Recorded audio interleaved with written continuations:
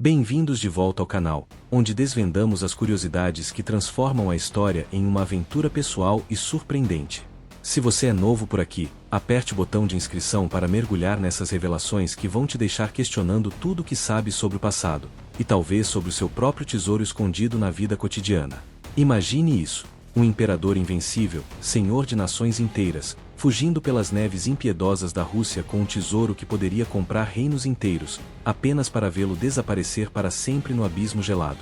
E se eu te disser que esse tesouro perdido de Napoleão não é só uma lenda empoeirada, mas uma ironia cruel que ecoa até hoje, com joias napoleônicas sendo roubadas do Louvre em plena luz do dia?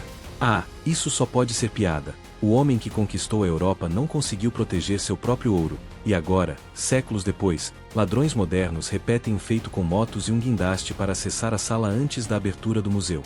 Hoje vamos explorar por que o tesouro de Napoleão continua perdido, com surpresas que vão te fazer refletir sobre as riquezas que realmente importam no dia a dia. Vamos voltar ao ano de 1812, uma época em que Napoleão Bonaparte, o corso ambicioso que subiu de tenente a imperador, decidiu que conquistar a Rússia seria uma boa ideia, como se invadir um país fosse um passeio no parque. Com um exército de mais de 600 mil homens, ele marchou sobre Moscou, sonhando com glória eterna. Mas a realidade, essa traidora implacável, tinha outros planos. Os russos, liderados pelo imperador Alexandre I, adotaram a tática de terra arrasada. Queimaram suas próprias cidades, incluindo Moscou, para deixar os franceses sem suprimentos. Napoleão chegou à capital flamejante em setembro, encontrou uma cidade fantasma e, em vez de vitória, deparou-se com fome e frio. Ironia suprema: o homem que reformou leis e construiu impérios foi reduzido a um saqueador comum, pilhando igrejas e palácios para encher carroças com ouro, prata, joias, diamantes, armas antigas e relíquias inestimáveis. Pense nisso como uma versão histórica de uma liquidação de estoque forçada, só que com balas de canhão ao fundo. Mas aí veio a surpresa que mudou tudo: o inverno russo, esse vilão sádico que não perdoa nem imperadores. Com temperaturas caindo para menos 30 graus, o grande exército de Napoleão começou a derreter como neve ao sol. Percebendo que a retirada era inevitável, ordenou que o tesouro fosse carregado em carroças, estimado em toneladas de ouro e objetos preciosos que, hoje, valeriam bilhões de dólares. No caminho de volta, atacados por guerreiros nômades russos e pela fome, as tropas francesas foram forçadas a abandonar partes do saque para aliviar o peso e acelerar a marcha. Histórias contam que carroças inteiras foram jogadas em rios e lagos para evitar que caíssem em mãos inimigas.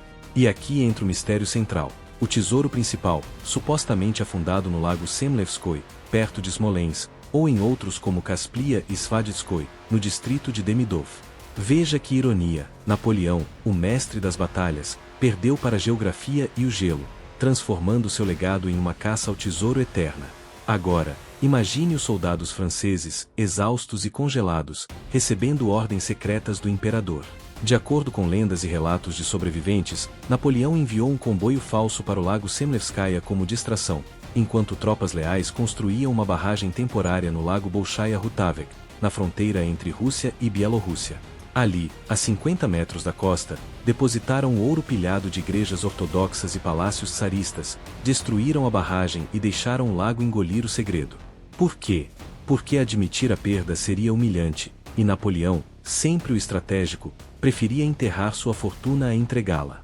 Mas o cérebro humano, esse otimista incurável, nos faz acreditar que tesouros assim voltam, como se a vida fosse um filme de Indiana Jones. No dia a dia, não é parecido? Você esconde uma economia no colchão, prometendo usá-la um dia, e anos depois, esquece onde guardou. Napoleão só elevou isso a proporções épicas. E se você acha que isso é só folclore, prepare-se para a surpresa científica e histórica.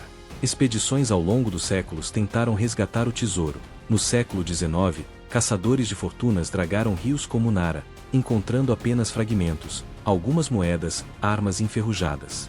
No século XX, mergulhadores soviéticos vasculharam os lagos, mas o lodo e o gelo os derrotaram. Em 2019, o historiador russo Vyacheslav Rizol chocou o mundo ao afirmar, em entrevistas, que localizou o exato ponto no lago Bolshaya Rutavek, baseado em mapas antigos e relatos de assessores de Napoleão. Ele propôs que arqueólogos explorassem o fundo do lago para devolver os itens às igrejas saqueadas. Mas, ironia novamente, outros historiadores, como Vladimir Porivael, riem da ideia, dizendo que os passos de Napoleão foram documentados minuciosamente, e não há registro de tal depósito. É mito ou realidade? Estudos geológicos mostram que os lagos da região são profundos e lamacentos, preservando segredos por séculos, como se a Terra conspirasse contra nós, humanos gananciosos.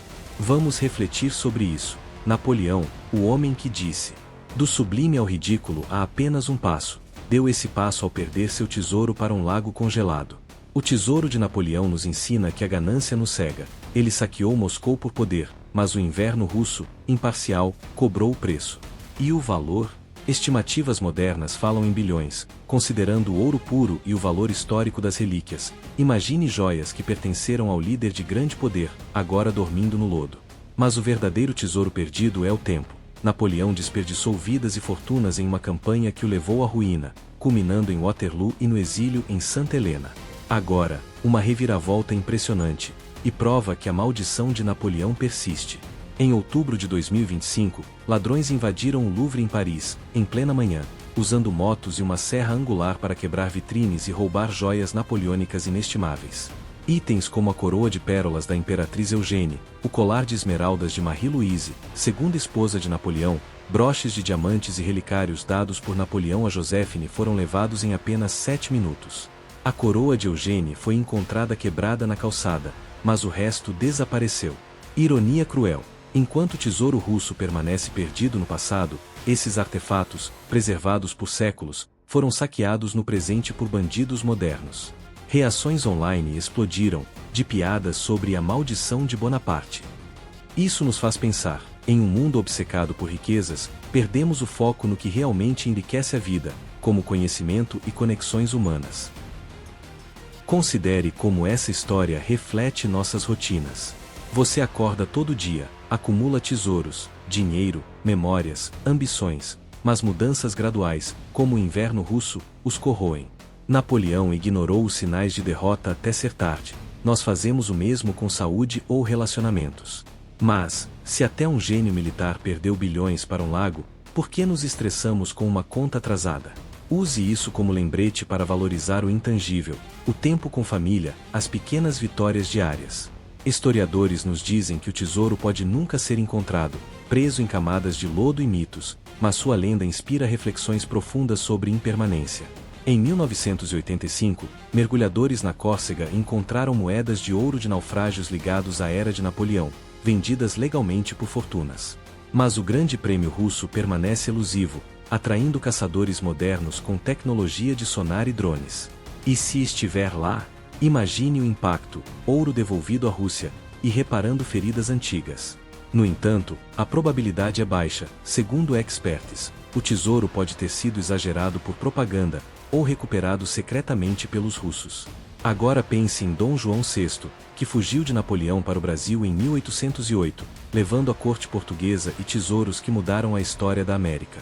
Enquanto Napoleão perdia na Rússia, Portugal resistia com guerrilhas, uma lição de resiliência. No dia a dia, isso significa: não acumule tesouros materiais que podem se perder, invista em conhecimento que ninguém rouba. O tesouro de Napoleão influenciou literatura e cinema, o romance literário de guerra e paz de Tolstói, a filmes de aventura. Estudos psicológicos mostram que a busca por tesouros ativa o mesmo centro de recompensa no cérebro que o jogo. Napoleão era viciado em conquistas, e pagou caro. Em sociedades modernas, obcecadas por riqueza rápida, isso nos alerta para os perigos da ambição desmedida. Agora pense e revisite sua história pessoal. O que você perdeu ao longo dos anos?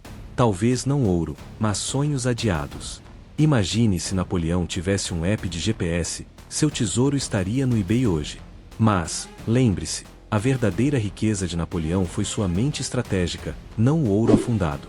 Abrace as ironias da vida com um sorriso, ria das perdas, celebre as lições. Curta este vídeo e se inscreva no canal para mais curiosidades que vão enriquecer sua visão do mundo. Ative o sininho para não perder o próximo vídeo. Obrigado por assistir.